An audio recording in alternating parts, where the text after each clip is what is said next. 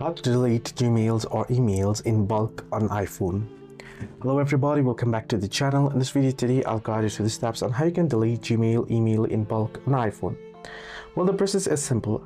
Simply open up Mail on your iPhone.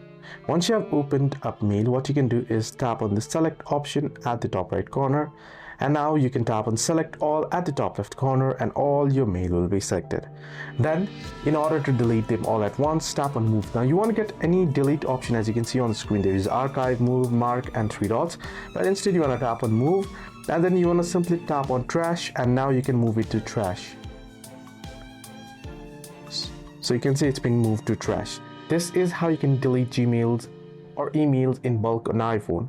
Hope this video helped. Do like and subscribe, and also do not forget to leave the comments down below if you have any further issues regarding iPhone or any other social media apps as well.